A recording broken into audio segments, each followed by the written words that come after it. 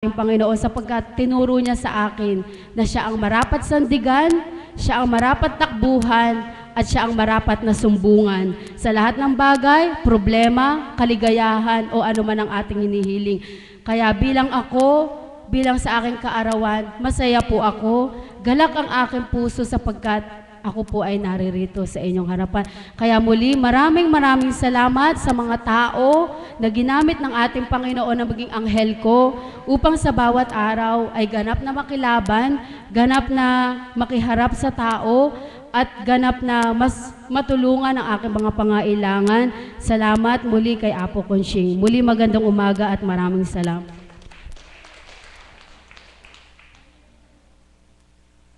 Salamat anak na Malu. Happy birthday muli. Nawa ang patuloy na pagmimithi na makapaglingkod sa ating Ama ay manatili sa iyong puso. At bago po ako tumawag ng magbabahagi ay nais ko po munang tawagin ang kapatid na bunso upang alayin tayo ng isang awitin na atin pong pagninilayan. Palakpakan po natin ang ating buhay na Diyos.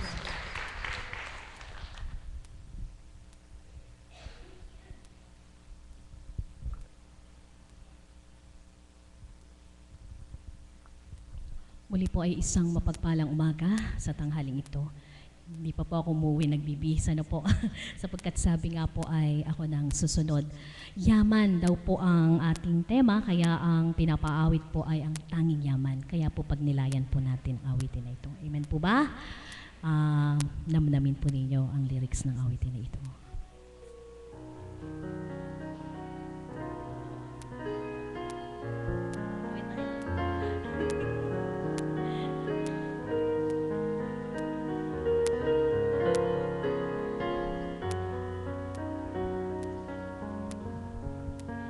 Ikaw ang aking tanging yaman na di lubusang masumpungan ang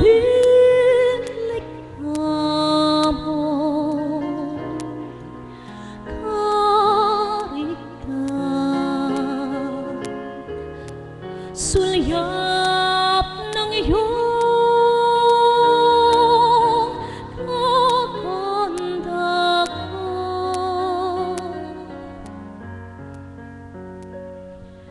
Ika'y hanap sa tuwina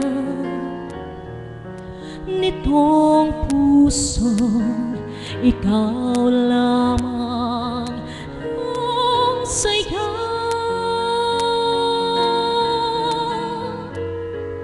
Sa ganda ng umaga, nag-ulila sa iyo, Ama.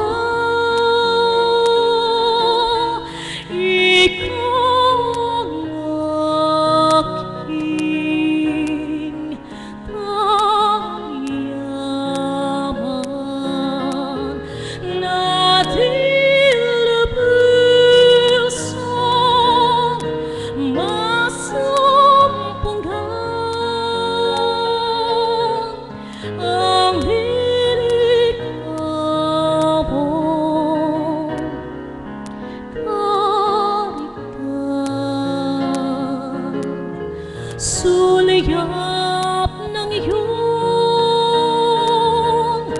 kagandahan.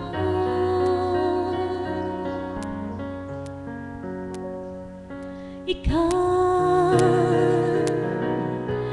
hanap sa tuwina sa kapwa ko, kita laking nadarama.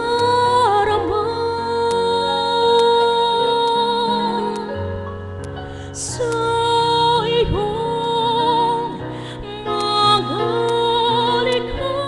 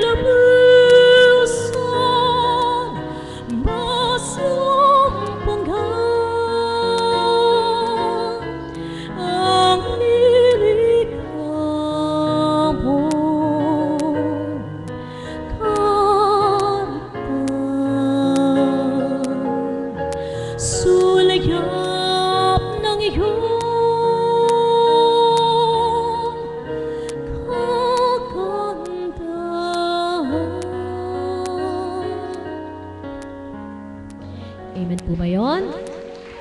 Akma po ang awitin na to sa binahagi ng kapatid na Malu. Amen po ba? Na kung papaano, kung nung nasumpungan po niya ang dakong ito, ay natamo po niya ang nakamtan niya ang kagalingan, ang katatagan. Amen po ba? Malaki nga po ang pagkukulang ko sa paglilingkod sa ating Panginoon sapagkat yun po, kung papaanong nangangati po ang lalamunan ni Mami Beth, ni Tita Pearl, nung pong mga nakaraang araw, ganun din po ako. Ngayon meron pa po. Nang dahil po na may nag-more, ipaglalaban ko, may kayamanan din yun eh. Sabi ko nga kay kapatid na Pilar, ipaglalaban. Hindi mo yan muna yung tanging yaman muna.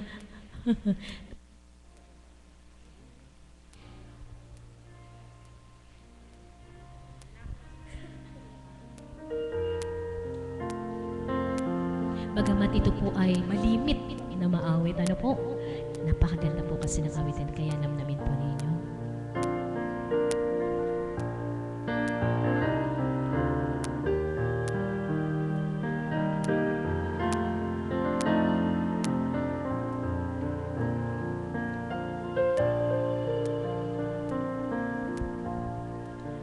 Ikaw ang pag-asa,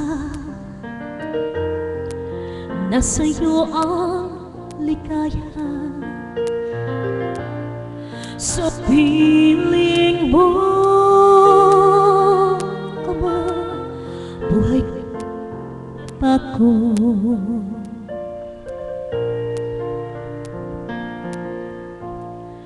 Aanhin pa ang buhay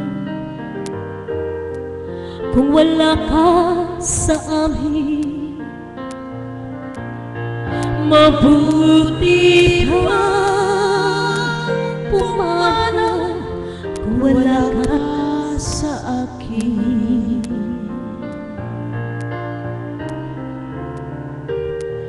Ano man ang mangyari, ayaw kong mawala. Ipaglalaban ko ang pag-ibig mo. Ipaglalaban ko hanggang sa kabilang buhay ang ating pag-ibig, Ama ko.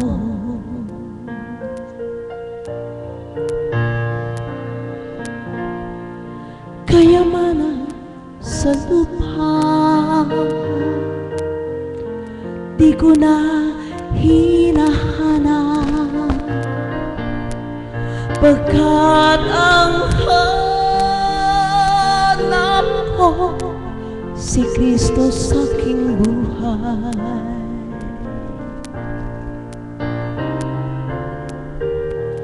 Ano man ang mangyari,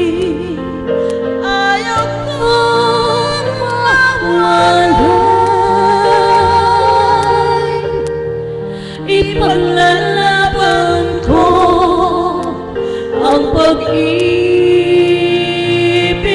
mo. Ipaglalaban ko hanggang sa kabilang buhay ang ating pag-ibig, Ama ko.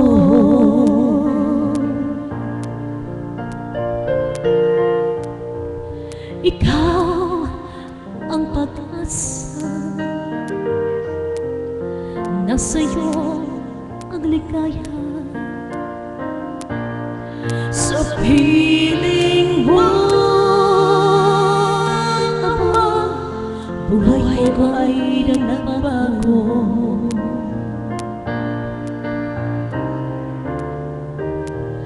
Ano man ang mangyari, ayaw kong mawalay. Ipaglalaban ko ang pag-ibig mo.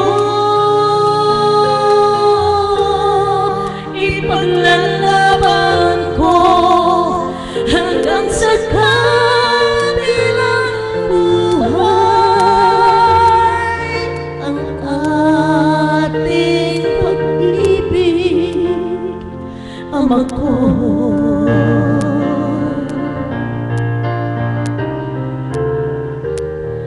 Ano ba nang mangyari?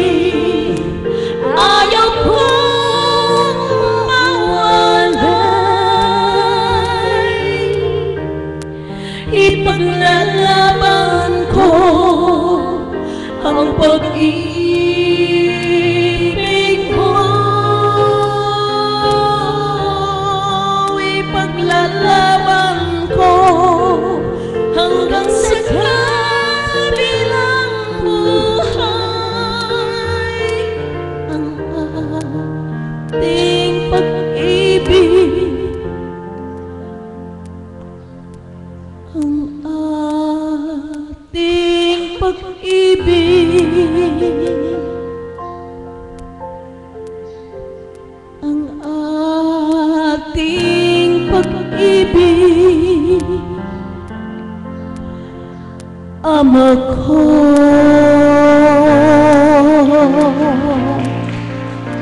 Salamat, anak. Salamat po, ama. Purihin ka, Ama. Salamat po, sir. Sumika lang kati nung matatapos na. Salamat po.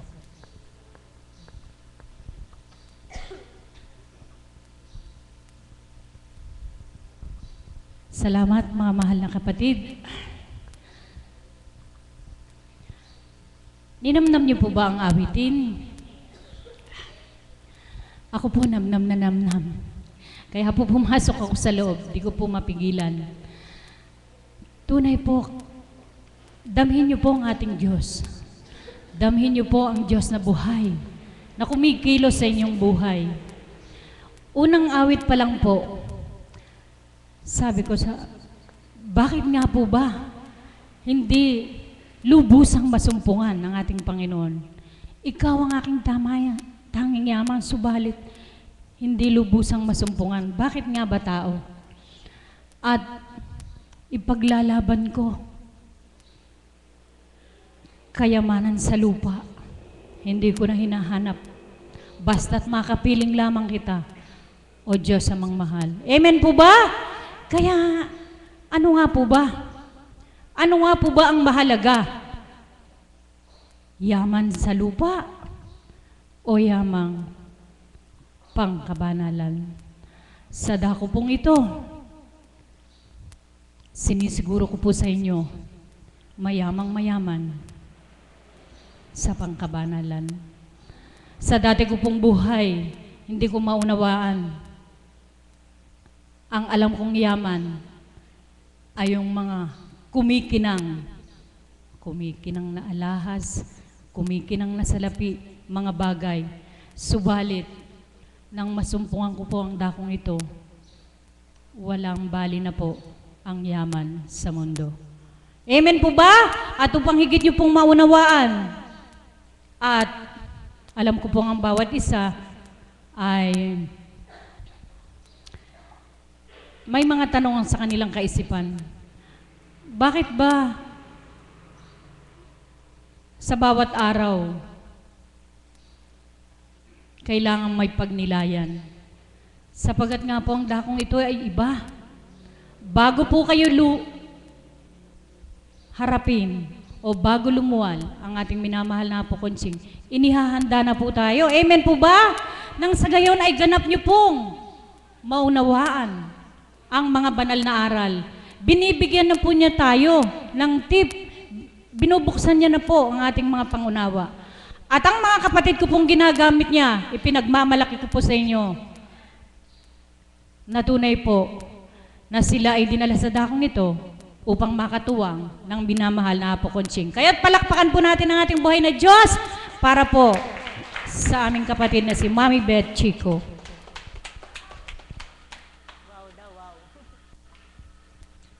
Thank you, Lord, sa araw na ito. Lahat ng araw mo ay mabuti. Lahat ng araw mo ay swerte.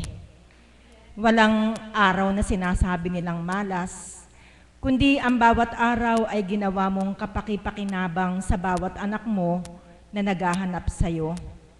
Kaya ang araw na ito, Ama, ay swerte para sa aming lahat, sapagkat muli mo kaming inakay upang makasama mo sa banal na tipanang ito, upang hindi ka magsawang maghasik ng mga salita mo na magbibigay sa amin ng pag-asa, kalakasan, at magtuturo sa amin upang kami ay mag-impok ng kayamanan na hindi masisira, hindi mananakaw, hindi makakain ng anumang insekto, kundi patuloy naming pagyayamanin bilang paghahanda namin sa buhay na walang hanggan upang ikaw ay makapiling. Amen. Kayamanan, yan po ang ating paksa sa araw na ito. Gusto ko pong magpasalamat kay kapatid na Mila ng Valenzuela. Nandito po ba siya? Kagabi po ay kasama namin siya sa vigil at nakakatuwa po naman ang kanyang binanggit sa kanyang pahayag. Sinabi sa akin na talaga daw pong kakaiba ang banal na lugar na ito sa mga temang pinag-uusapan na nakatutulong daw po sa kanya upang mahimay-himay ang aral ng ating Panginoon. Palakpakan po natin ang ating buhay na Diyos. Sana mga kapatid, ang lahat ng kapatid nating tinitipon ang maging pandama ay tulad ng pandama mo na sa pamamagitan ng mga tumatayo dito sa harapan na pinagtitiwalaan ng ating Panginoon, nakatutulong sa iyong kaisipan upang mahimay-himay ang tema o paksa na ibinibigay sa atin ng ating Panginoon. Ang kayamanan nang hindi pa po ako nakakarating sa banal na lugar na ito, akala ko po yung mga kayamanan na magagamit ko para magbenepisyo ang sarili ko habang ako'y nakikibaka dito sa mundo. Akala ko po ang kayamanan ay nasusukat in terms of mga material na bagay. Salapi, kabuhayan, titulo ng lupa, bank account, hindi po pala. Hindi po pala iyan ang dapat na maging pamantayan ng tao upang masabi na sila ay mayaman. Wala pong halaga ang lahat ng iyan kung hindi mo kilala ang Diyos sa iyong buhay. Palakpakan po natin ang ating Panginoon sapagkat katulad po ng inawit ng ating kapatid, ang Diyos na buhay ang magbibigay sa atin ng tunay na yaman. Na kahit wala ka na dito sa lupa, ang yamang ipinunla mo ay hindi pa rin malilimutan ng mga taong iiwanan mo. Halimbawa, ang yaman na ikaw ay matutong magmahal ng kapwa mo kahit na anong klase sila, kahit na anong uri ang kanilang pagkatao. Ang yaman na ikaw ay matutong umunawa sa iyong kapwa kahit mahirap pa silang unawain.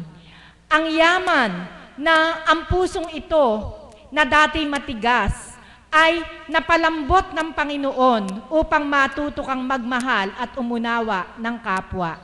Ang yaman na ang isip at ang pusong ito ay nawala na yung panghusga.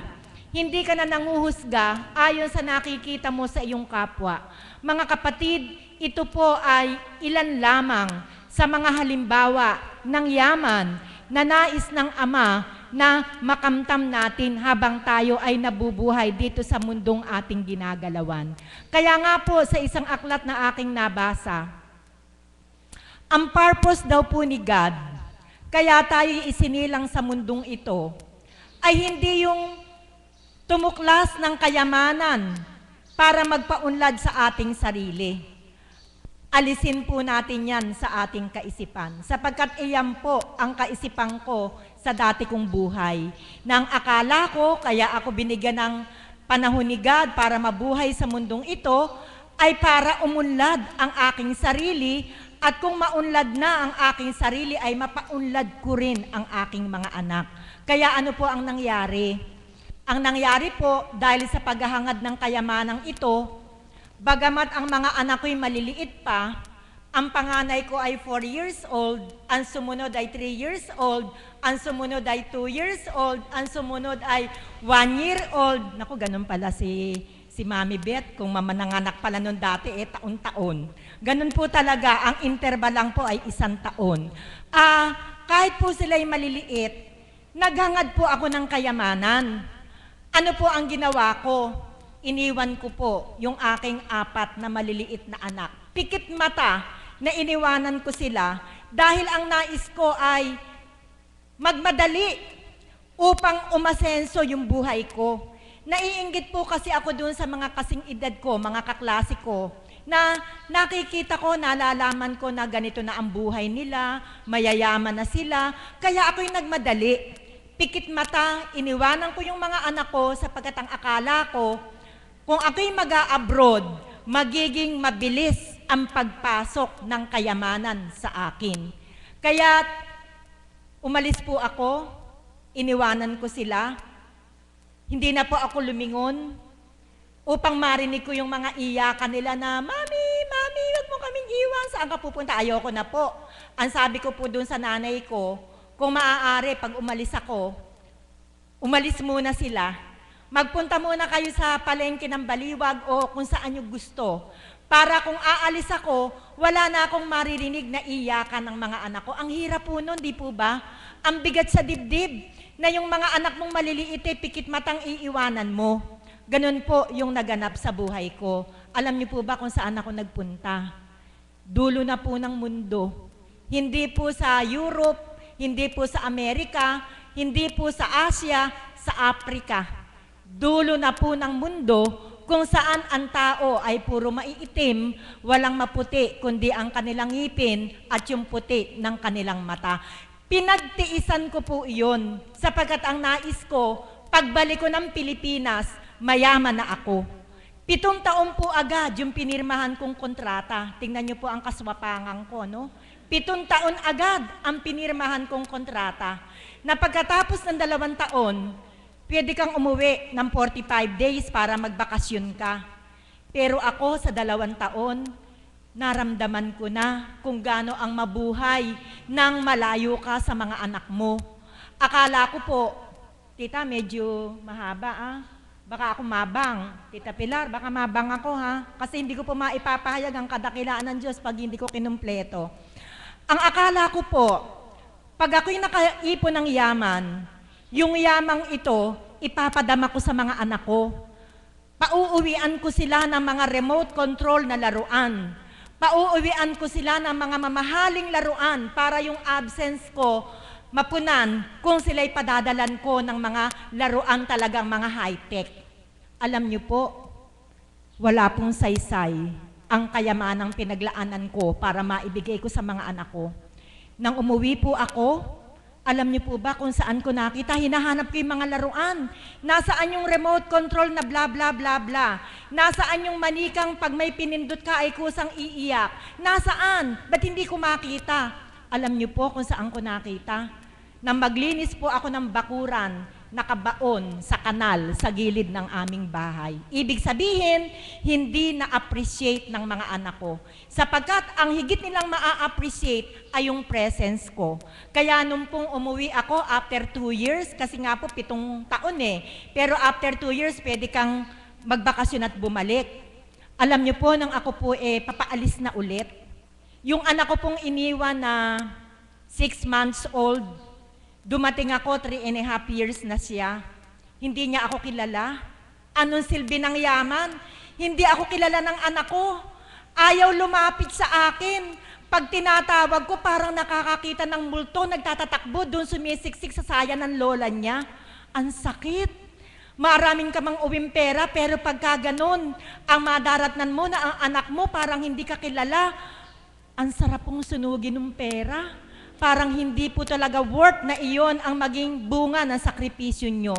Purihin ng Ama. Dumulog ako sa Kanya, although hindi pa kami masyadong kilala, na mapalapit sa akin ang puso ng anak ko sa 45 days na nagbakasyon ako. Ang ginawa ko pong paraan, yung nanay ko, pinauwi ko muna. Bakit ko pinauwi? Para walang choice. Wala siyang ibang lalapitan kundi talaga ako. At naging successful naman. Nang pinauwi ko yung nanay ko, wala na siyang choice na ibang lalapitan kundi ako, unti-unti na po siyang napalapit sa akin. At nang ako'y muling aalis, close na kami Close na kami bilang magnanay. Nung gabi na yon, nag-iimpake na ako.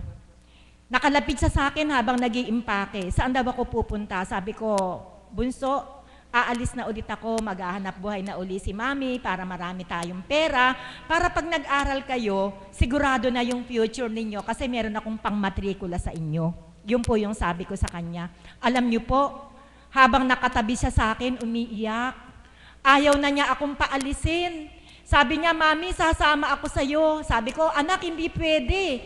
Hindi ka pwede, wala kang sasakyan. Kahit daw sa pakpak na lang ng eroplano siya, hindi rin pwede doon. Hindi bale, dito na lang ako sa loob ng maleta. Alam niyo po, pumasok po sa loob ng maleta. Nang isinasara ko na yung zipper ng malaking maleta, ayaw pong lumabas. Doon daw siya. Alam niyo po, nang binuksan ko, tinatakot ko lang naman para huwag siyang pumasok sa loob ng maleta Nang binuksan ko, basang-basa ng pawis, bigla na lang akong naiyak. Sabi ko, hindi na ako aalis. Ano ang saysay nang nag-iipon ka ng kayamanan kung aalis ka naman na mamimiss ka ng mga anak mo kasi ang presence ng magulang ay hindi nila maramdaman. Amen? Alam niyo po, yung pong taon na umalis ako, nag-makeup ako sa kanila. Nagkaroon po kasi ng space na 2 years. Na-miss nila yung pagmamahal ko, na-miss nila yung kalinga ko, kaya nag-makeup po ako dito po sa anak kong bunso. Hanggang ngayon parang hindi pa rin kumpleto yung yung space na naiwan nang ako'y umalis. At ito po ang isang napakapangit na balita. Dati po kasi, pag bumalik ka, may bonus ka sa gobyerno ng Africa. Bibigyan ka ng $2,000 pag bumalik ka. Alam niyo po, nung aalis na ako, dapat may uwi akong maraming pera. Nabangkarote ang gobyerno. Wala akong naiuwing pera, wala akong naipon kasi kada darating ang sweldo, pinauuwi ko lahat sa pamilya ko kasi nga po akala ko dun ko sila mapapasaya sa kayamanang ibabahagi ko sa kanila. Nung pong ako papauwi na, nabangkarote. Yung perang dapat kong makuha, wala akong natanggap. Kaya noon po ako nagdesisyon, katulong kasama ng naging ginawa ng anak ko para hindi makaalis ako, nabuo na po yung desisyon ko para hindi na ako umalis. At alam niyo po, kung i-evaluate ko po ang buhay ko, noon nagpapakasakit ako. Noon, nagpapakahirap ako para kumita ng pera. Pero bakit wala rin? Bago mag-akinse, wala na akong pera. Wala na akong pamalengke. Hahanap na ako sa kapitbahay ko nang mauutangan ako. Bakit po nang masumpungan ko ang Panginoon, bakit po ngayon hindi pa ako nawawala ng pera?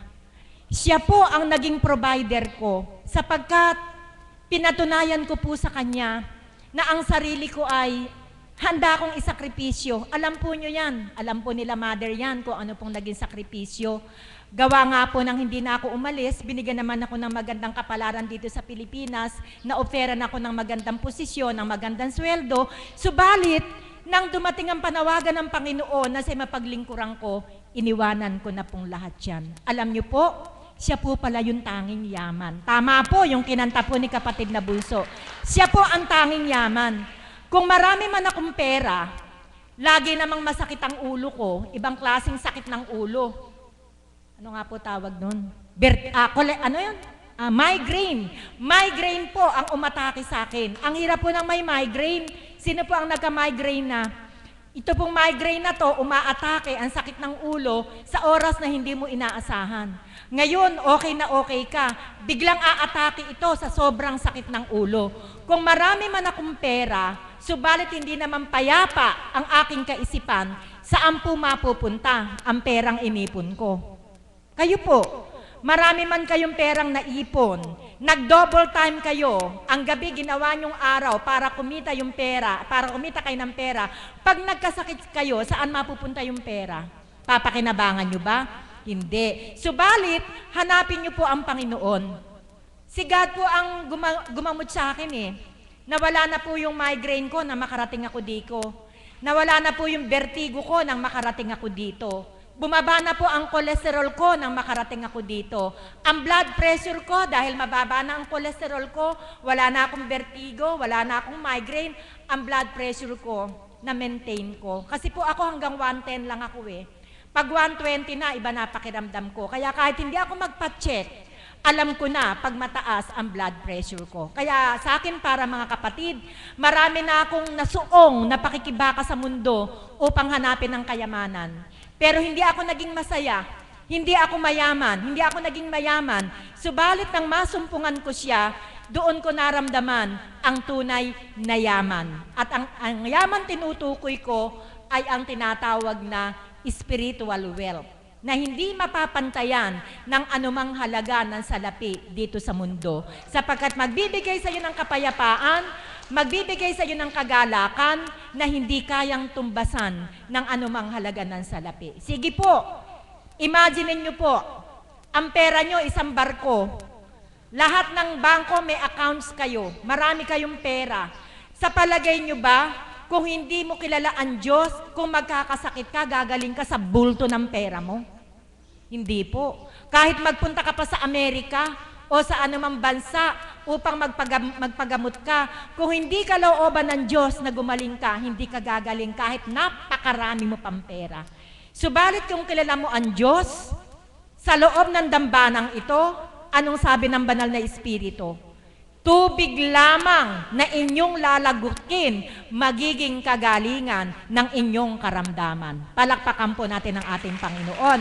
At iyan po ay makakamit lamang natin kung ang kayamanang espiritual ay unti-unti nating palalaguin. Kayamanang hindi mananakaw, kayamanang hindi mo na kailangan ilagay sa vault, kayamanang hindi magmamaliw, hindi makakain ng anumang insekto dito sa lupa. Hanapin nyo ang Diyos, 100% magiging mayaman kayo. Magandang umaga po at maraming salamat.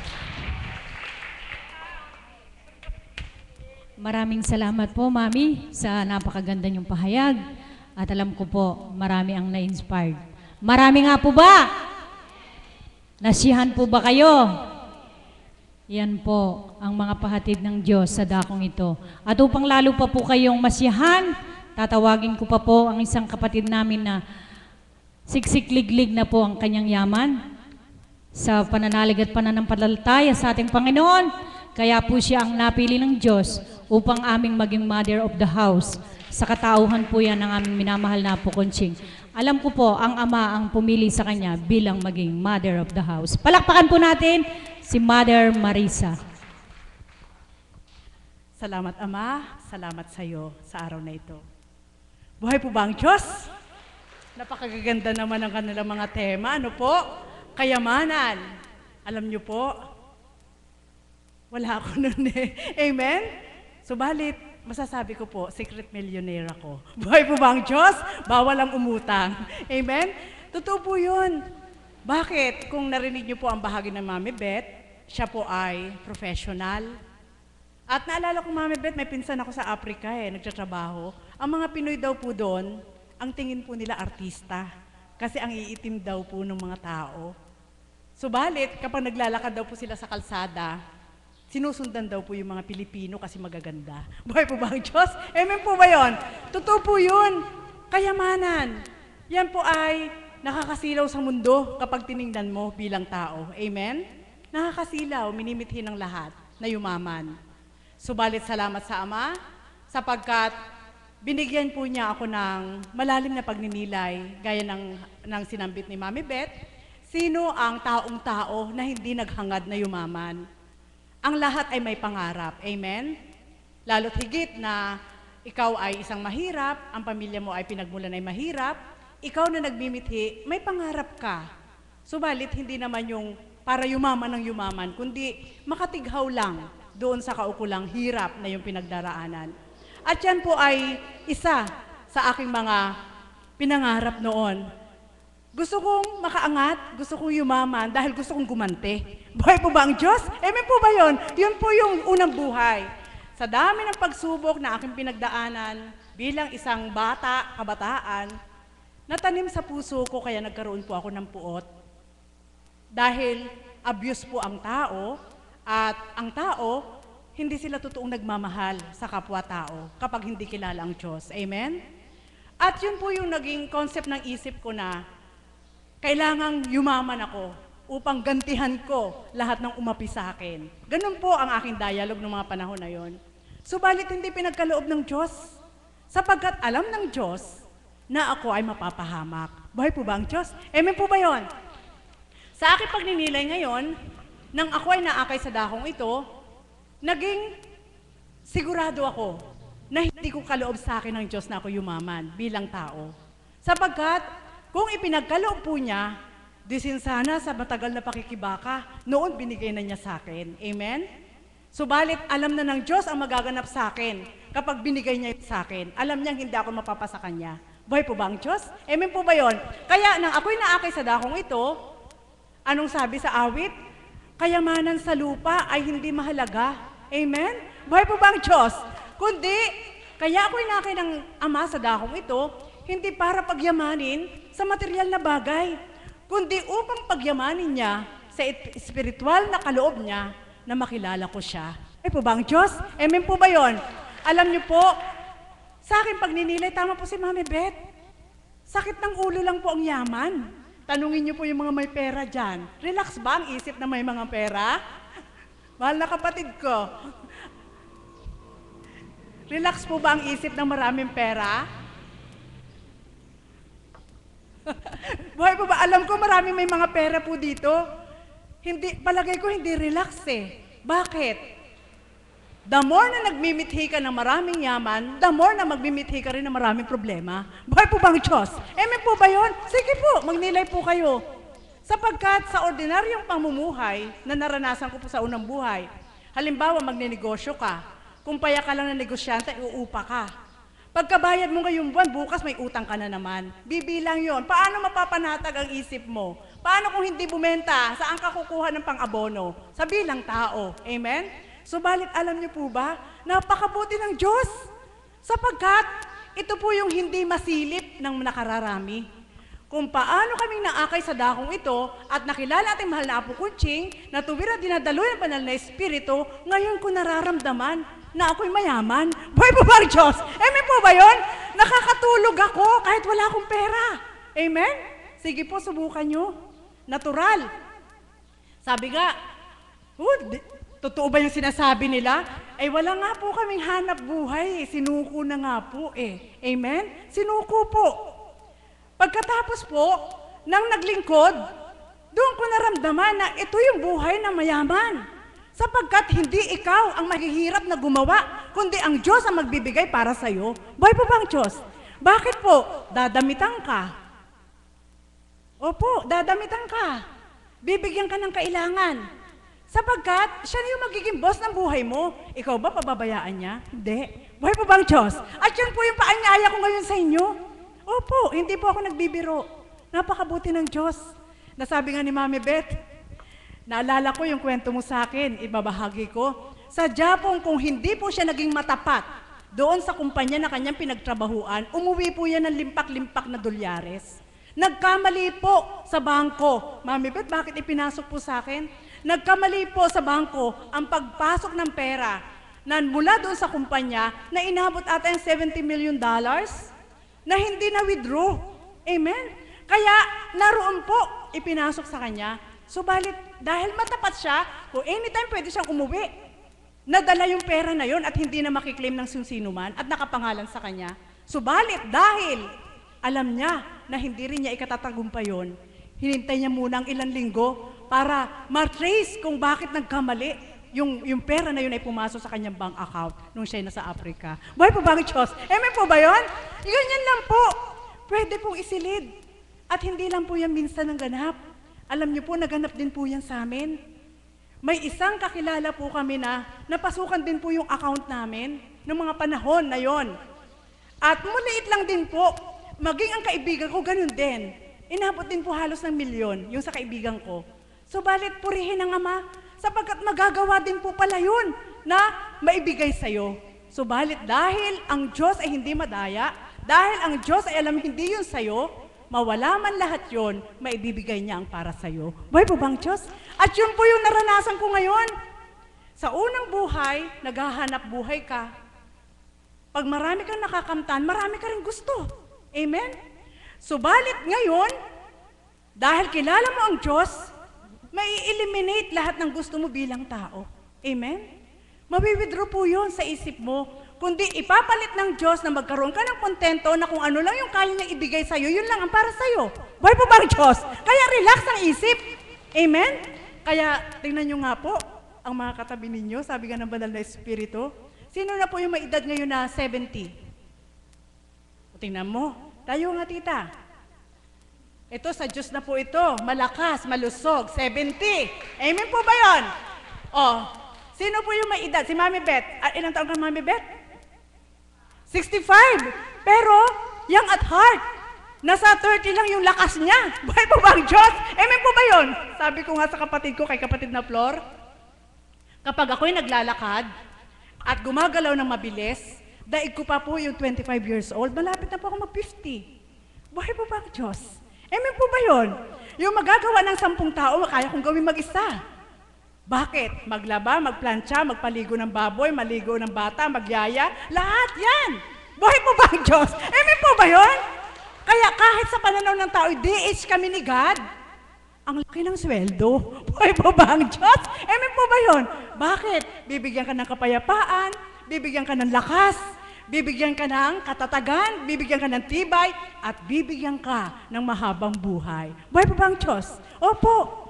At yan po yung gusto ko pong maramdaman ninyo. Sino po ba ang hindi nagkasakit? Kami din po nagkasakit, mas matindi pa. Sino ba ang nawalan? Kami din po nawawalan, mas matindi pa. Sino ba ang walang problema? Kami din po may problema, mas matindi pa. Buhay po ba ang Diyos? Subalit dahil ang Diyos ang boss namin, siya po ang lumulutas ng lahat. Buhay po ba ang Diyos? Mga kapatid, ang sarap magbahagi. Totoo po yun. Bawal nga lang mangutang. Aaminin ko po sa inyo, secret millionaire ako.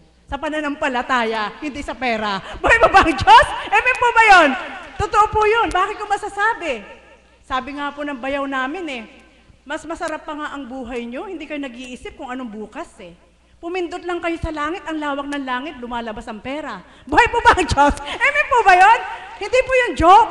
Sapagkat, sabi nga, para kami mga ibon na kumakampay lang sa umaga, pahapon-hapon pagdating sa hapon at matutulog. Amen? Subalit, kung yun ay gagawin mo lang bilang tao, walang kwenta ang buhay mo. Amen po ba yun? Isipin mo, pakakainin ka ng Diyos, tapos walang kwenta ang buhay mo. Kaya nagkaroon ng kwenta ang buhay ko, sapagkat naglilingkod ako sa Diyos, kaya kahit niya pakainin ako, hindi sayang. Buhay po ba ang Diyos? Amen po ba yun? Ayoko pong mapahiya. Ayoko mabigo si God sa akin. Amen?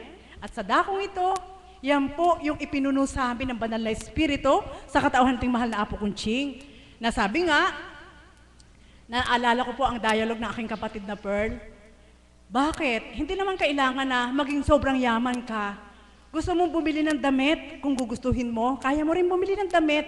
Yun nga lang, ang pagkakaiba, hindi ka tayo kaming mga alagad, hindi kami makakabili ng mga damit na 10,000, 4,000, 5,000, pero nakakabili po kami ng relo na 30,000. Buhay po ba ang Diyos? Amen po ba yun? Mayabang, ano? Totoo po yun. Hindi yun maaaring itago, sapagkat yan ang kayang gawin ng Diyos. Amen? Sapagkat ang Diyos, kapag pinaglingkuran mo ng totoo, ibibigay niya sa'yo ang best. Amen. Buhay po ba ang Diyos? Anong kapalit?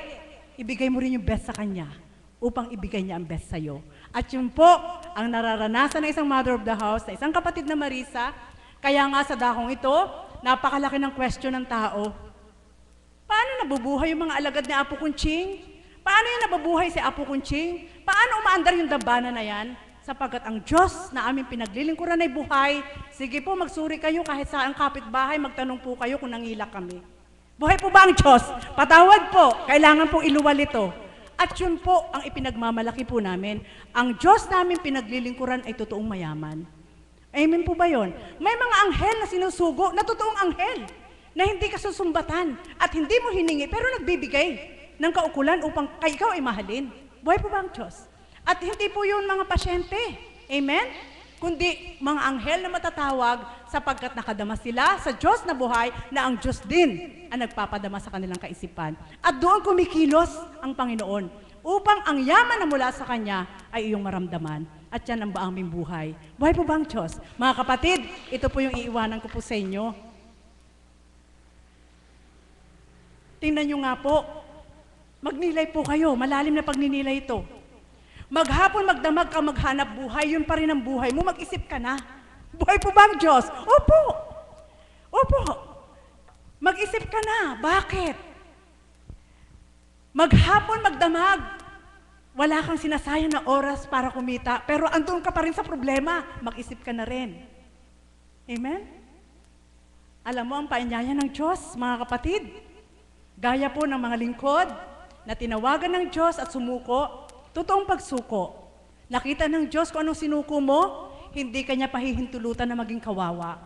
Kung isunuko mo man ang buhay mo na ikay bumibili ng ganito at hindi mo na magawa ngayon, kaya niyang ibigay sa'yo. Buhay po ba ang Diyos? Amen po ba? Opo! Kaya niyang ibigay. At yan po ay hindi isang pagyayabang. Kaya niyang ibigay. Super kaya niyang ibigay. Gusto kong sumigaw at super kaya niyang ibigay. Totoo po yun. Sapagkat, ang sabi nga, material na bagay lang yan, pero kailangan mo yan araw-araw.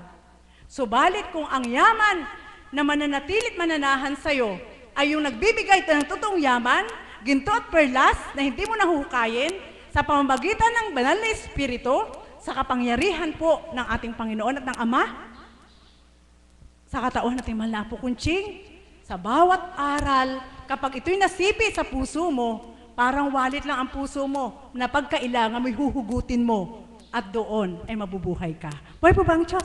Kaya mga kapatid, mahalaga po ang mga aral. Yan po ay nagiging 500, nagiging 1,000, nagiging milyon. Yung mga aral na yan. Bakit? Sapagkat hindi nga po yan magagawa ng tao. Kundi, kung may problema ka na mabigat, kapag sa pilang pagkatao ka, maaari ka na magpakamatay, uutusan ka ng demonyo. Subalit kapag sa Panginoon ka at may problema kang mabigat, hindi kanya uutusan magpakamatay. Kundi bibigyan ka ng lakas at tibay para lumaban at tutulungan kanya upang masolve ang problema mo. Buhay po ba ang Diyos? Kaya ayan po ang nagaganap sa amin. Ayan. Kaya mga kapatid, ipinagmamalaki ko po ang Diyos sa dakong ito na sa pamamagitan ng banal na Espiritu kami lahat ay nakatanggap. Binigyan ng halaga, binigyan ng kwenta. Kahit sa karampot na paraan, nadama po naming lahat na kami ay mahal ng Diyos. Buhay po ba ang Diyos? Nadama po naming lahat. At ang ito po, ang ilagay niyo po sa isip niyo, mayaman ang Ama. Kung ikaw tao ay hindi magiging totoo sa Kanya, hindi mo tatamasahin ang yaman niya. Kaya sa madaling salita, mahirap ka man, wala ka man pinag-aralan, kung magiging matapat ka sa Diyos, yung yaman niya kakamtin mo. Buhay po ba ang Diyos? Ganun lang kasimple, mga kapatid. Kaya sa dakong ito, sabi ko nga, Ama, nararamdaman ko, sobra mo talaga akong mahal. Grabe, sobra, walang mapagsidlan. Sapagkat alam ng Diyos na mababaw lang aking kaligayahan. Kaya sa karampot na ibinababa niya para sa akin, nag-uumapaw ang galak sa aking ulo upang papurihan ko siya. Buhay po ba ang Diyos? At yun po, na kapag naramdaman naman ng Diyos na gano'n ang kanyang mga anak, hindi po siya tumitigil sa pagbaba ng biyaya. Sapagkat alam niya na pinahalagahan mo, alam niya na kung saan mo ilalagay, alam niya na hindi mo siya mabibigo sa'yo. Buhay po ba ang Diyos? At yun lang po yung sekreto na isang kapatid na Marisa. Bilang isang alagad, yun lang sekreto na aking natamo na sa pamamagitan ng banal na Espiritu sa katating mahal na Apo Kunching, hayaan mo lang na naka-appraise ka kay God ng 24K para hindi mag-fluctuate yung appraise niya sa'yo at hindi lang ikaw makikinabang. Marami. Buhay po ba ang Diyos? Kaya mga kapatid, nawa po ang yaman na mula sa Diyos sa pamamagitan ng banal na Espiritu. Siguro nga po, nagkakaroon na po kami ng kabanatagan sa aming isip, wala man ang lahat.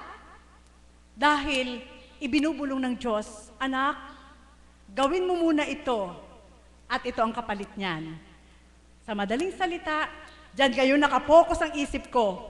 Kaya ano man ang kaganapan, ano man ipatutupad, susundin ko ang Ama, gawin ko muna ito at ito ang ibibigay niya sa akin. Muli, magandang umaga po sa tanghaling ito. Salamat po, Mother. Talaga naman pong, nasiyahan po ba kayo? Alam niyo po, napakasarap makinig. Lahat pong nilahad ng aming Mother of the House ay sadyang kaganapan po sa kanyang buhay. Mayamang mayaman po siya. Alam niyo po, hanga po ako dyan eh. Isang pindot lang, ibibigay na ng Ama. Bakit po? Kasi po, kilala siya ng ating Panginoon. Kaya makipagkilala po tayo. Kapag po ibinigay mo po todo-todo sa Panginoon, ay higit po ang ibibigay niya sa inyo. Eh siya po kasi talagang tapat. Aba, mas tapat po ang ating Panginoon. Ganun lang po yun. Kaya sa inyo pong lahat na pumaparito, namnamin niyo po ang bawat isang nagbabahagi sa harapan para po kapulutan po ninyo ng aral. Masarap po ba ang makinig? At upang tayo po ay bigyan muli ng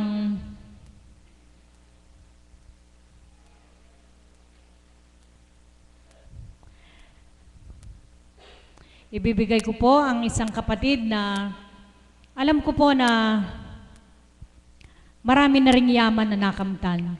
At sa kanyang pagbabata, marami na po siyang naakay sa dakong ito. Yan po ang yamang ipinagkalob sa kanya ng ating Panginoon. Palakpakan po natin ang ating buhay na Diyos para kay kapatid na Des.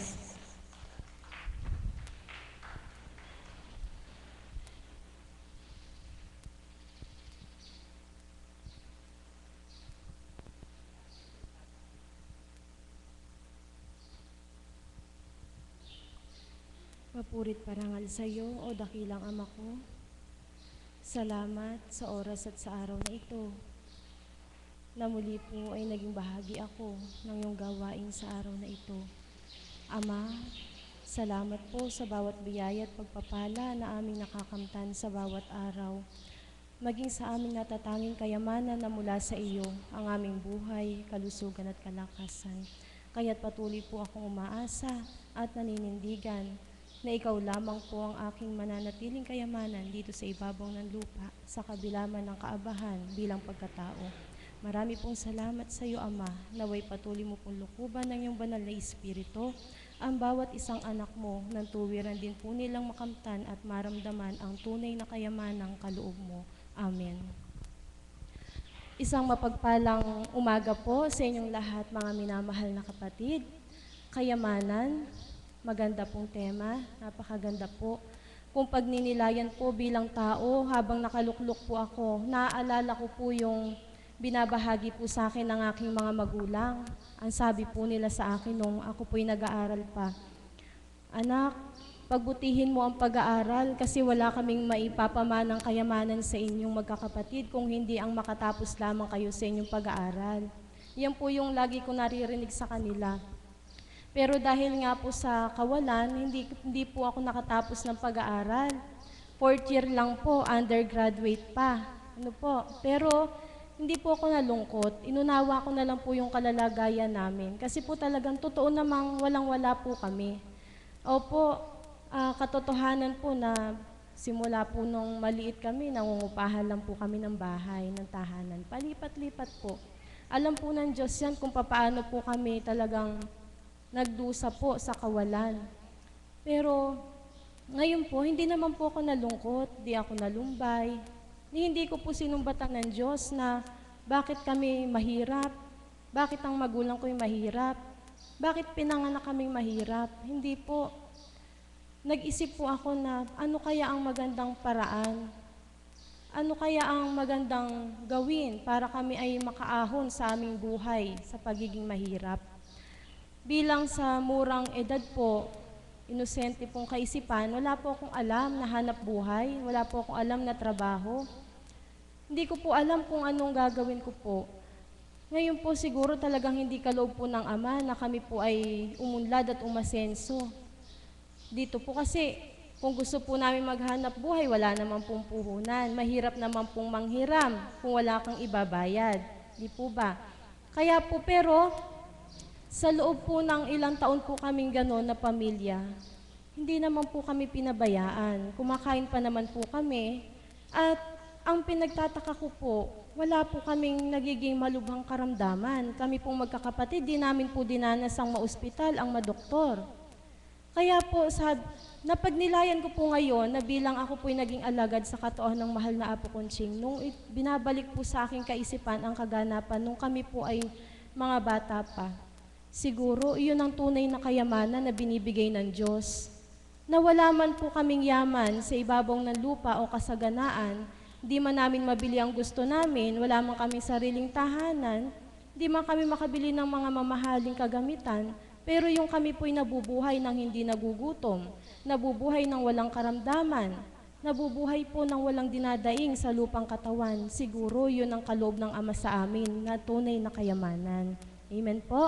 Kaya po, ngayon po bilang ako po'y naging alagad sa katauhan ng mahal na Apo Conching, higit ko pong pinasasalamatan sapagkat nung ako po'y inakay sa dakong ito, doon ko po talaga naliwanagan na dapat huwag kang magmithi at mag-asam ng kayamanang pangtao, kayamanang panlupa.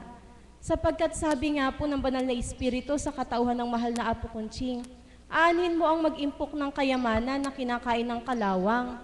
Kapag naman ikaw ay pumanaw, siguradong iiwan din naman dito sa lupa. Amen? Ngayon po, doon po ako nagising. Kasi po talaga ang pangarap ko na sana yumaman ako. Sana po makarating ako sa ibang bansa para maiahon ko yung mga magulang ko sa kahirapan. Pero hindi po talaga kalooban. Nung ako po'y nagkaroon na ng sariling pamilya, ganun nga po, sana sa pagtaya ko ng loto, tumama ako. Yung mga ganun po ba bilang tao? Tama po? Bilang tao po yun na pagmimithi po na madalian na pagkakaroon po ng kayamanan at kasaganaan bilang tao. Pero talagang hindi po kalooban ng Diyos yun. Dito po pala sa dakong ito, ang tunay na kayamanan ay iyong masusumpungan. Sabi nga po nila Mami Beth, nila Mother Marisa, yung pong kayamanan na nandito ay talaga pong yung kapayapaan ng kaisipan, kapanatagan ng kalooban, yun po yung natatanging kayamanan. Aanin mo po yung pera, maraming pera, pero magulo naman ang isip mo. Aanin mo yung maraming kayamanan na pinangahawakan kung may bagabag ang kalooban mo. Pero dito po, sa dakong ito, wala man po akong maipagmamalaking kayamanan, pero yung pakikisama po sa kapwa-tao, para sa akin po, kayamanan na rin yun. Amen? Para sa akin po, yung hindi ka magtanim ng sama ng loob sa kapwa mo'y kayamanan na rin yun. Para sa akin po, yung hindi ka maging daan ng pagkakasala ng kapwa mo'y kayamanan na rin yun. Sapagkat walang bumabagabag sa budhi mo, walang umuusig sa iyong kaisipan, sa iyong kalooban, sa iyong pagkatao, na meron kang niyurakang tao, meron kang nasagasan o nalapastangang damdamin ng kapwa-tao. Amen? At napakasarap po na maglingkod sa Diyos kapag yung isip mo, yung puso mo, sa Kanya lamang nakatuon, sa Kanya lamang nakalaan, sa Kanya lamang ang focus. Doon mo mararamdaman ng tunay na kayamanan na kaloob ng ating Panginoon. Amen? Yung parang minimithi mo po na mabuhay ka na mabuhay araw-araw upang patuloy mong maramdaman ang kapayapaan na kaloob at pagmamahal ng ating Panginoon. Amen? Gusto ko lamang pong ibahagi sa inyo yung karampot ko pong naging karanasan. Bilang ito po siguro'y masasabi ko pong naging kayamanan ko rin na liwanag ng kaisipan.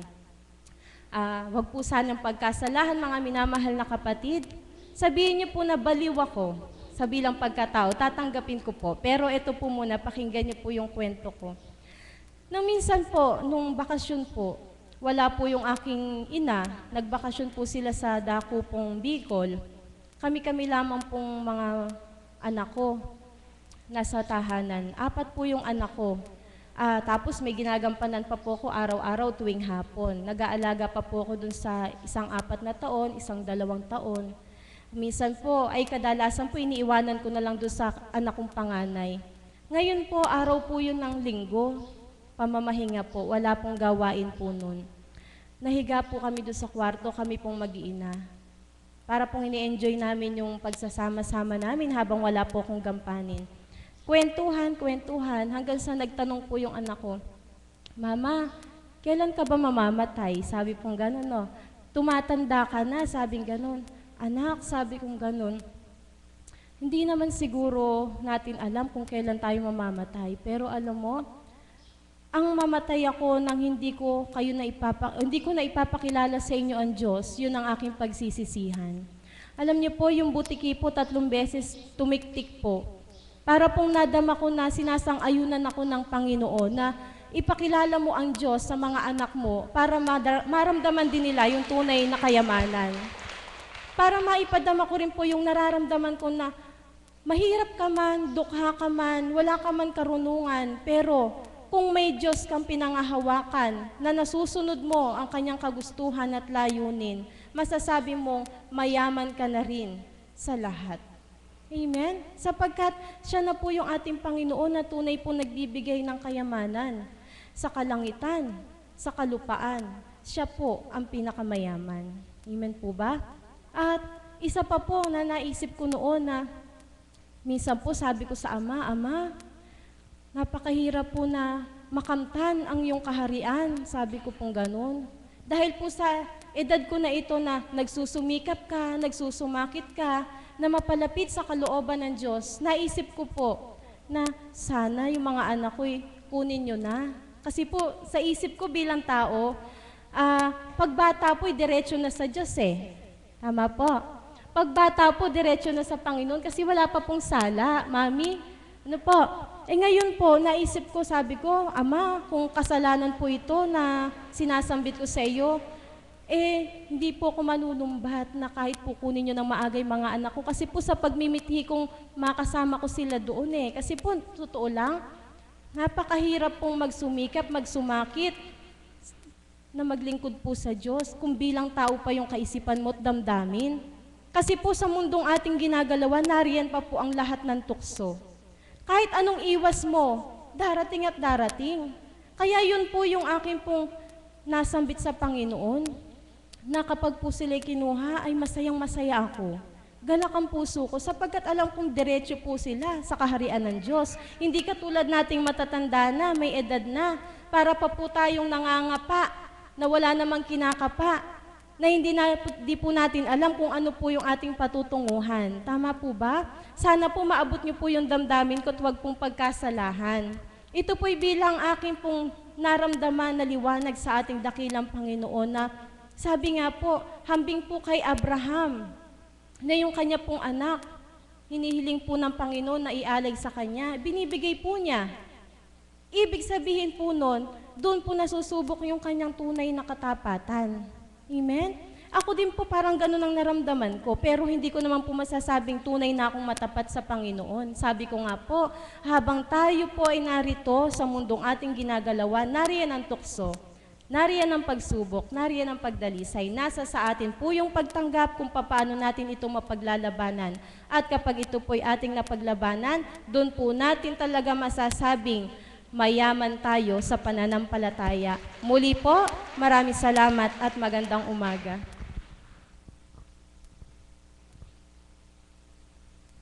Purihin ka, Ama, kay sarap mabuhay sa piling ng Espiritong Banal. Amen po ba? Ano po? Kumusta na po kayo? Nasisiyahan po ba kayo? Kay sarap po. Tunay na kay sarap. Makinig sa bawat isa. Alam mo kapatid na Des, totoo po yun. Mas nanaisin mo pang kuhanin ka na niya kaysa magkasala. Amen po ba? Minsan po, Mami, ganun din ako. Kapag yung talaga po, kaysa mawalay ka sa kanya, magkasala ka, ay, wag na, Ama, kunin mo na lang ako. Dumarating din po ako sa puntong ganun. Kaya naunawaan ko po ang binahagi ng kapatid na Des. Kapag po nasumpukan yung Panginoon, ayaw nyo na pong mawalay sa Kanya. Ayaw nyo na po. Kaya kaysa magkasala ka, kunin mo na lang ako, Ama. Alam niyo po, nakaka-inspired po talaga. Meron pa po akong gustong tawagin na isang kapatid namin na alam ko pong masisiyahan din po kayo sa pakikinig sa kanya. Palakpakan po natin ating buhay na Diyos para kay kapatid na JR.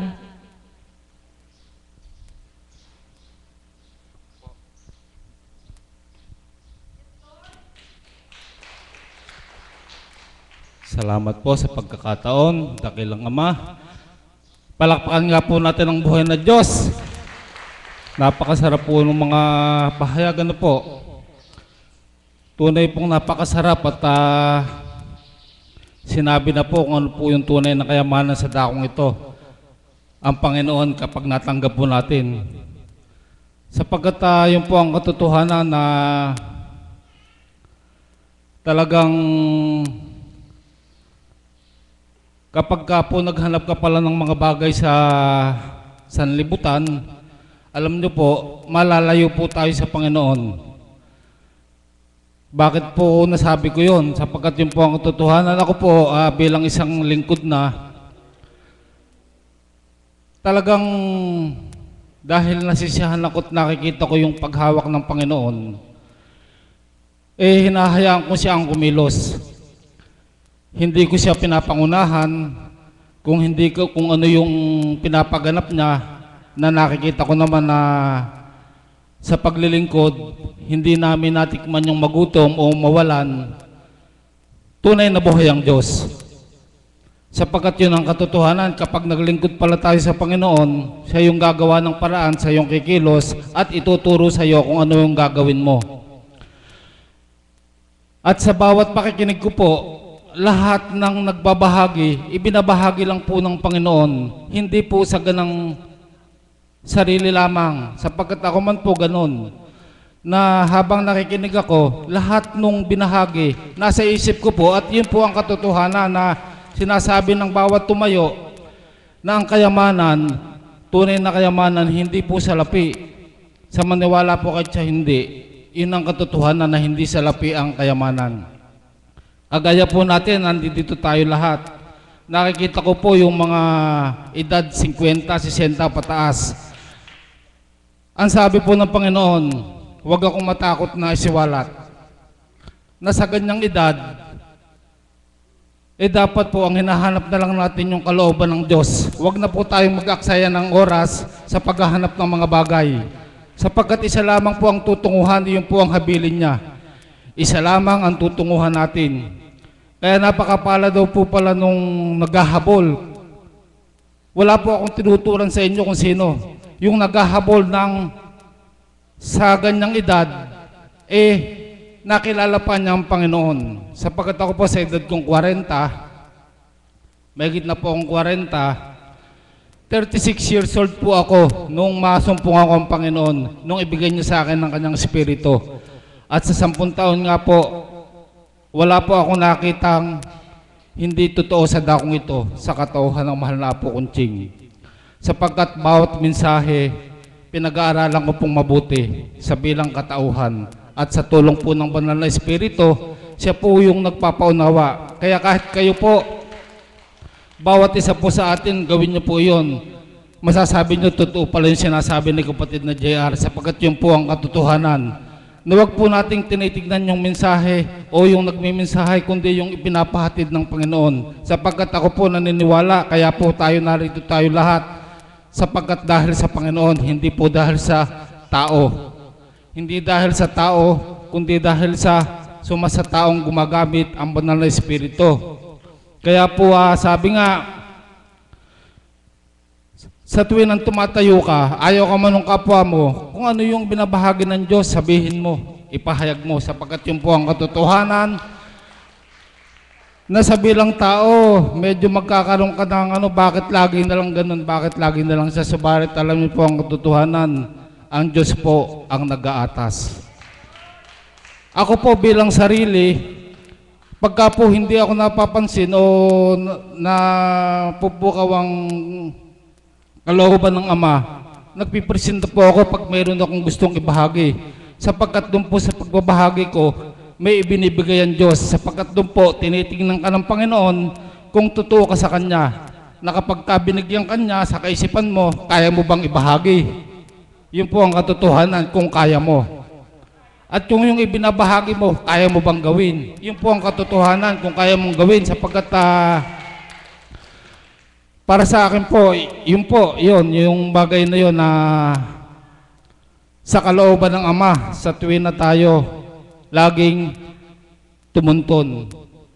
Sapagkat kung ang tutuntunan natin, yung mga kapwa natin na pwede nating pagkasalahan, hindi po nga tayo makakadiretso sa kalooban ng Panginoon. Kaya po yun po ang masasabi ko sa ating lahat, sa katauhan ng mahal na Apo Kunching, tuntunan natin yung sumasa Kanyang Espiritu. doon po malalaman natin, wag po natin tingnan yung kapwa natin na alam natin na sapagkat tanging Diyos lang nakakabatid. Tanging siya lang pwedeng humatol o humusga sa kapwa natin. At sabi nga po nung mensahe nung unang araw ng buwan na to, sabi nga para daw hindi maghanap ang tao. Sapagkat sabi narinig ko po sa mensahe ng mahal na Apo Kunching, kaya ang taong punong-puno raw po ng kayamanan o ng mga bagay na material, kapag ka nawala, nalulumbay at nasasakitan. Subalit ikaw na punong-puno ka ng aral ng Panginoon, anumang bagay na mawala sa iyo, hindi ka malulumbay sapagkat alam mo na nasa iyo ang Panginoon. Na siya ang tumutulong sa iyo, siya ang nagtuturo sa iyo kung paano nga ba ang dakong ito, ano nga ba yung kaya nating tanggapin, kung ano nga ba yung kayang ibigay ng Diyos. Yun po ang tanggapin nating lahat mga kapatid. Huwag po tayong tumingin, kundi bawat mensahe, bawat tumatayo, ilagay po natin sa isipan natin, bahagi lang po ng Panginoon yun, hindi po sa ganang katauhan. Muli po, magandang umaga sa ating lahat.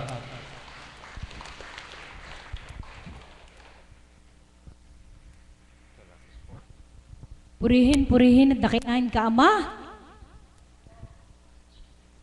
Buhay na buhay ang Diyos sa dakong ito. Nasisiyahan po ba kayo? Alam niyo po kasi, kapag ang Diyos ang pinag-uusapan, ang ating talakayan ay talagang kanyang-kanya lamang, ay buhay na buhay po. Kaya nawa po ang bawat isa ay nasisiyahan. At upang higit po kayong masiyahan, muli po, tatawagin ko po ang aming kapatid habang tayo po ay naghihintay sa ating minamahal na Apo Kunching. Palakpakan po natin ating buhay na Diyos para kay kapatid na Mirna.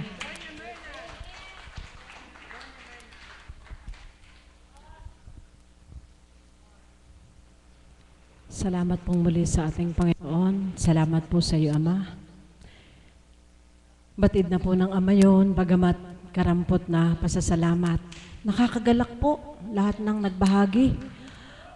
Subalit kailangang iluwal din po ng puso ko yung pasalamatan ko ang Diyos para sa aking kapatid sa laman. Nakakaantig po. Babahagi ba sa iyo ng Diyos kung hindi mo kayang ipakipaglaban? Pahihintulutan ka ba kung wala ka namang katatagan? Gaganda po. Bago po ako umawit, karampot lang pong pagbabahagi. Naantig po ako doon sa bahagi na yon. Kagaya ko po, binabahaginan ako ng Diyos ng pag-awit, bagamat hindi ganon kainam pakinggan sa mga pandinig. At ang mga kahulugan ng awit ay kung iaakma ko sa aking katauhan ngayon, bakit binabahagi ng Diyos sa akin yung mga awit na oras na, ang takot ay nasa isip lamang. Pagkatapos, pinahintulutan lang ako ng karampot na tagyawat, hindi ko na maawit kasi takot na takot ako. Baka may marinig ako sa kapwa ko, may kanta ng kanta, may karamdaman naman. Isa po yun. Ano pa po? Sabi niya, huwag matakot sa kapwa. Ibig sabihin, tinawag ka, ang Diyos ang may gusto. Kung mabuti naman yung ipapahayag mo at pakikinabangan, huwag kang matakot. Sapagkat sa dakong ito, kapag ikaw ay natakot o nagkasala o naghayag ka ng ikaw ay nanunumbat o nagpaparinig sa iyong kapwa, ikaw ang magdadala. Amen po ba? Sabi ko nga po, bakit naging mainam na lang akong tagapakinig kagaya ng kapatid ko? Kung paano pinagsisigawan ng kapatid na facilitator na tanggap niya sa sarili niya na ang mga kapatid na yaon ay ginagamit ng Diyos. Huwag nating tingnan ang pagkatao. Huwag. Sapagkat sa bawat gagamitin ng Diyos, pag pinagsama-sama natin yung karakarampot na mapupulot na natin sa bawat sangkatauhan, pag naipon ay masisiksik din ang laman. Maliliglig tayo ng talinong mula sa Diyos na magdudulot sa atin ng lakas. Saan mo hahanapin ang damdaming mayroon ka bang kapahintulutan? Subalit na doon yung pagmimithi mo na magamit ka ng Diyos. Makitaan ka ng lakas. Makitaan ka ng pag-asa. At hindi ikaw ang maging dahilan ng kalugmukan ng iyong kapwa. Mga kapatid, sa bawat pagtindig ko sa maniwala kayo't sa hindi, ramdam na ramdam ko po ang pagpapagaling sa akin ng Panginoon sa panibagong kapahintulutan. Ito po ang pagninilay ko. Narinig ko to sa banal na Espiritu sa katauhan ng mahal na Apo. Maaaring ang kapahintulutan ng karamdaman ay nagkasala ka, magnilay ka. Maaaring sa sobra mong kasipagan, abusado ka sa iyong katawan, magnilay ka. Maaaring upang higit mong makilala ang Diyos, magtanto ka. Ngayon, ako na po ang nakakabatid kung ano yung pagtatanto ko. Kung sasabihin ko naman po ngayon din, kailan lang pakapa ako ng pakapa, tapos ngayon sasabihin ko biglang magaling na. Maaaring hindi lahat ay maniwala. Subalit takot ang Diyos ang nakababatid. Pinupuri ko siya at dinadakila ng walang hanggan. Palakpakan po natin ang Panginoong Diyos. Purihin at dakilain ng Panginoon. Kaya po sa pagkakataong ito, paulit-ulit man ang awiting ito, ito po para sa akin yung pinaka-yaman na natanggap ko sa aking buhay. Yung yaman na patuloy maging matatag na narinig ko sa lahat ng nagbahagi, hindi na yung pananalapi ang tunay na yaman para sa akin. Totoo po yung binabahagi ng kapatid ko. Kumain sa 3 beses kahit wala ng merienda. Subalit buhay na buhay ang Diyos. Kapag ginamit ka niya at pinagtiwalaan, yun ay angking-angkin kong isang kayamanan aking tinataglay. Kaya ang pinaka-the best na kayamanan na natanggap ko ay ang kalooban ng Diyos na maipagtagumpay ko ang lahat ng mga pagdalisay na pinahihintulutan niya at maipagtagumpay kong makasadsad hanggang sa wakas. At dito ko naman po iniugnay sa pagbabahagi ng ating kapatid na si Desiree. Mas mamatamisin man niyang makapiling ang kanyang mga anak sa kabilang buhay, sa kalwalhatian. Sasabihin ng iba, naku, totoo ba yun? Abay, wag na po natin problemahin. Sapagkat kung hindi totoong sinasabi ko, sinasabi niya, bahala na po ang Ama. Subalit katotohanan kapag naramdaman mo ang Diyos na buhay at sasabihin mong siya ang pinaka-the best na kayamanan sa buhay ng tao. Huwag kang masaktan. Narinig ko, huwag tayong masaktan kung anong marinig natin sa mga mensahe o pagpapahayag ng mga kapatid. Kung batid nating tayo yun, ano kaya yung babaguhin ko? Kung batid kung ako yun, kahapon, ito po, kapraso na lang po. Totoo po, nagpapakatotoo lang ako. Kinig na kinig ako sa pagmemensahe ng banal na Espiritu. At talagang buhay ang Diyos sapagkat ang pinaakyat ng banal na Espiritu, pinatindig sa harapan ay may karamdaman sa dibdib. At siya ng labong mata na nakakasinag na. Sabi ko, kabuti mo, Ama. Pinadadama mo kung dapat ba akong magilty. Doon sa kapahintulutan, hinatulang magtapal, ginampanan ko naman. Upang kung may maganap na maganda sa katauhan ko'y maibahagi ko naman sa mga nangangailangan. Hindi ako nasaktan sapagkat batid kong ako'y tumapad ron sa gusto ng Diyos. At napatunayan ko sa sarili ko na sa bawat araw na pagtatapal ko ng kaloob ng Diyos ay nagluwag at inaangking kong magaling na. Palakpakan po natin ang Panginoong Diyos. Salamat, maraming kaparaanan. Napakabuti ng Diyos. Dahon-dahon mang naturingan, gagamit pa rin ng anghel para bigyan ka. Salamat, kapatid na Pearl. Daman-dama ko yun. Ipinananalangin ang dahon-dahon upang tumagos sa kaloob-looban. Mga kapatid, purihit dakilain ng Diyos at tandaan po natin, ang Diyos ay hindi nagpaparusa. Kung halimbawa may karamdaman tayo, ang Diyos ay hindi nagbabalik ng karamdaman. Pinahihintulutan lamang niya yan upang tayo'y makapagtanto. Kanino po ba yan? Mula po yan sa kalaban, hindi mula sa Diyos. Yun lamang po. At patawad, napabahagi po ako, Ama. Wala pa naman ang minamahal na apo. Maigsing awitin, mahal na kapatid. The best thing, ibaba mo ng konti. Gusto kong maramdaman yung pagpapakababa sa Panginoon na namnamin po ninyo ang lyrics ng awiting ito. Kung paano nagkakandabigil ang lalamunan ko pagtapat dun sa I pass it through. Simula nang maging tao ko, napakaraming pagsubok. Sabi nga nung kapatid ko sa laman, tira ako ng karamdaman. Kaya't habang nakatindig ako't buhay, magpapagamit ako sa Diyos. Magpapagamit ako sa Ama. Hindi ako matatakot. Sapagkat binahaginan ako ng lakas ng loob. At ito yung pinagpapasalamat kong kayamanan na natanggap ko ngayon sa aking buhay. Kayamanang yumaman man ako sa pananalapi, hindi ko kayang bilhin.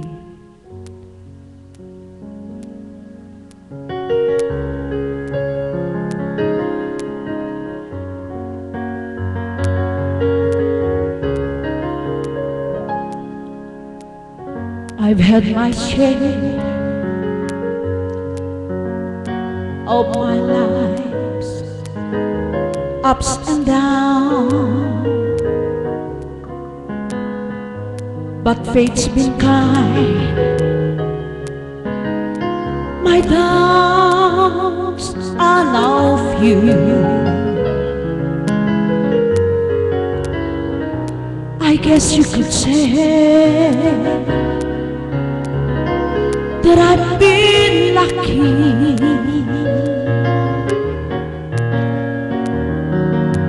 And I guess you could say it's all because of you.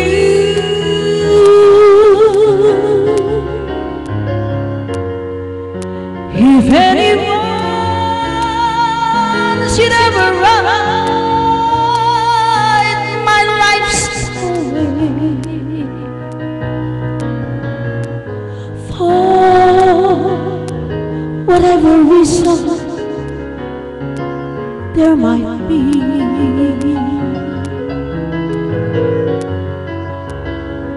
you'd be there when it's time that I'm sad and happy. 'Cause Lord, you're the best thing that ever happened to me. Lord, you're the best thing that ever happened to me.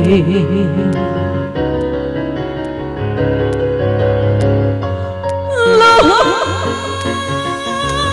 there have been times when my life seems so hard, but always somehow, yes, I pass it through. 'Cause for every moment that I spent hurting, there was a moment spent loving you.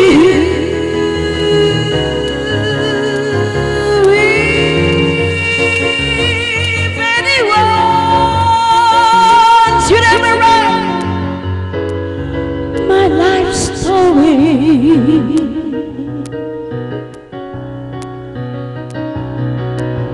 for whatever reason there might be,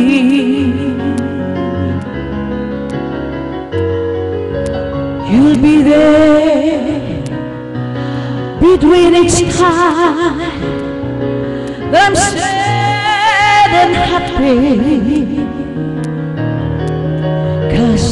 Lord, you're the best thing that ever happened to me.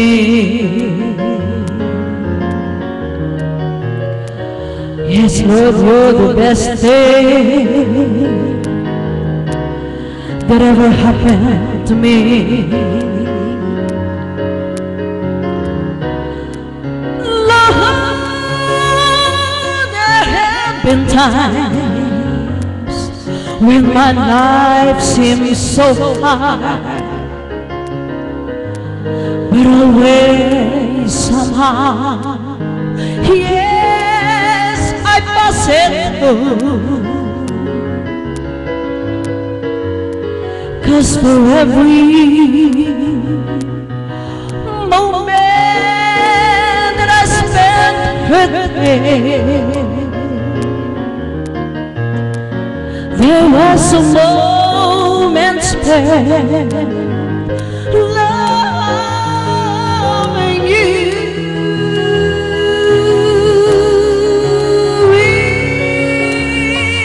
If anyone should ever write my life story, for whatever reason there might be,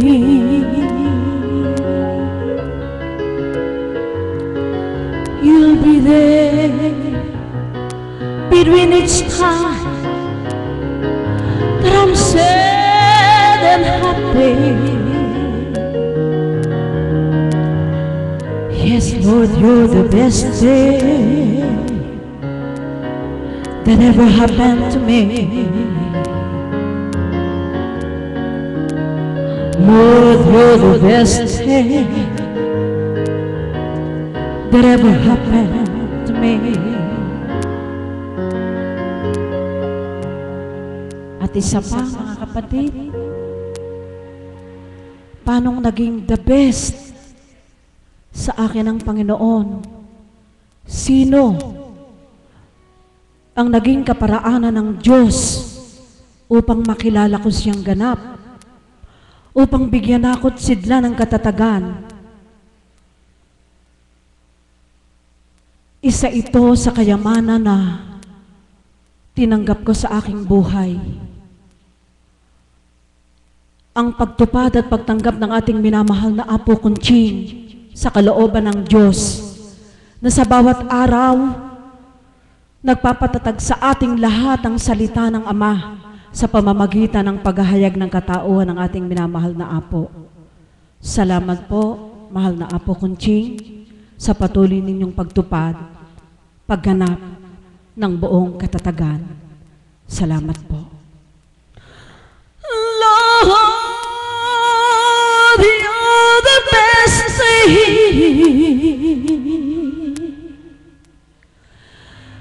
that ever happened to me.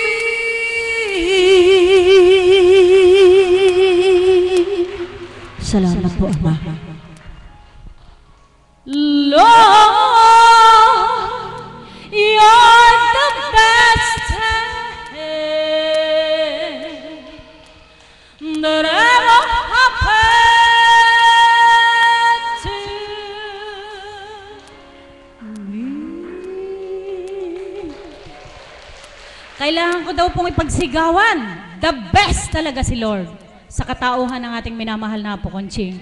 Ama, salamat. Salamat po sa araw at oras na ito dahil the best ka. The best din po ang binigay mo sa akin upang magbahagi. Kaya masasabi ko po talaga the best. The best and the best.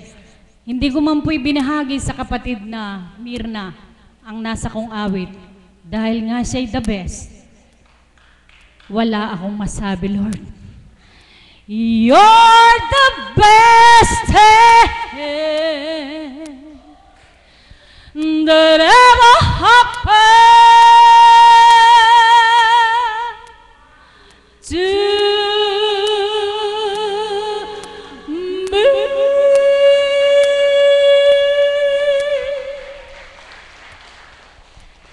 sabihin man po nila na baliw kaming mga lingkod sa dakong ito.